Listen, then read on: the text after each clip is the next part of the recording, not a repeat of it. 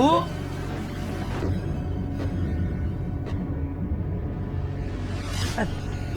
Apa kabar, Bu? Jangan salaman sama saya, Bu. Siapa namanya, Bu? Ibu Mahni. Ibu Mahni dari mana, Bu? Kok bobo gembolan? Habis ngambil cucian.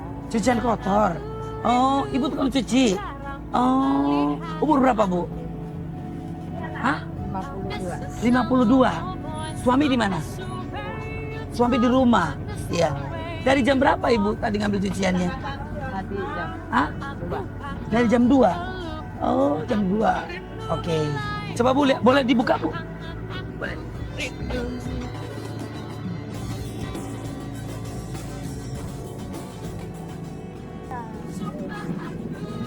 Aduh, si Ibu. Ini kan celana dalam saya, Bu. Oh, iya. Oh, iya. Ya ampun. Ya udah Bu, saya udah tahu Bu. Ibu berarti benar Ibu ya. Tukang cuci ya Bu. Rumahnya di mana Bu? Di RT 2. Boleh saya ke rumah Ibu? Boleh. Bu, anak Ibu berapa? Banyak. Berapa anak? 6. Sama suami yang itu aja. Ya, Ibu daripada jalan kaki Ibu kan capek Bu. Ya, Ibu mau cepet gak Bu sampai rumah? Naik kapan? Naik geledek. Ya udah Bu. Naik mobil Ibu. Iya Bu. Ya. Ayo Bu, sini saya bawa saja. Saya bawa. Oh, nggak bawa saya aja. Saya aja yang bawa Bu. Si Ibu bukan ngomong. Ngomong dong. Jangan sampai nggak ngomong.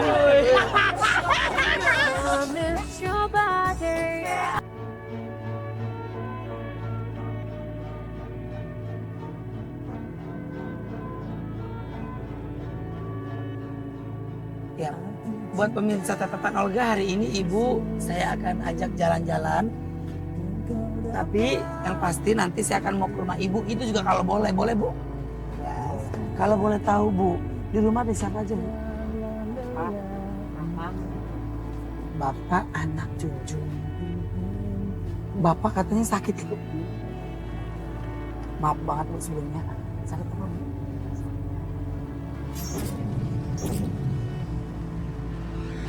Umur 25 tahun. Jadi udah gak bisa kerja lagi. Udah gak bisa ngapa-ngapain lagi. Tiduran aja di rumah. Jadi selama ini yang bekerja cuma Ibu. Anak-anak Ibu udah pada nikah. 4. Yang 4 udah, yang 2 belum. Maaf banget Bu sebelumnya. Kalau boleh tahu Bu, Ibu kuli cuci itu berapa Bu bayarannya? 300.000 sebulan. Itu berapa rumah?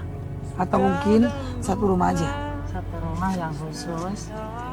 Kadang-kadang ada yang duduk, gosok, atau ngepel, kadang juga halal.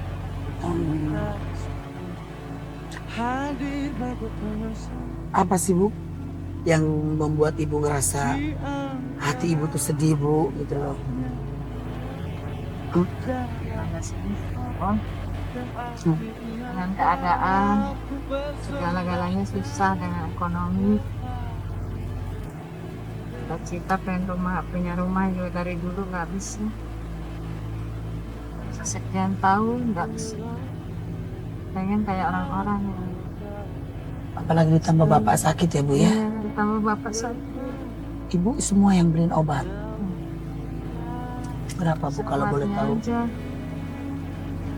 Temunya ada uangnya ya saya beli semua. Kadang-kadang kalau enggak ya paling seperempatnya. Gitu aja. Apa yang membuat Ibu nangis Bu kalau boleh tahu? Apa yang membuat Ibu sedih? Sedih dong. Anak yang satu udah sekolah lagi SMP. Kadang-kadang gimana Ibu bicara sama siapa gitu. Kadang-kadang suka nangis sendiri.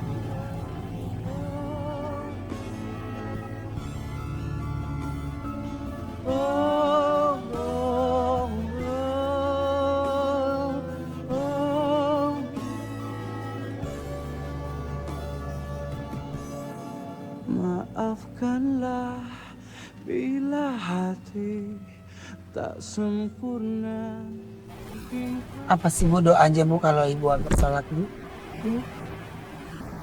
Ya, memohon itu aja supaya anak-anak jadi orang yang berguna bagi dosa dan bangsa, berbakti pada orang tua, pada ibu bapa, jadi anak yang soleh dan soleha,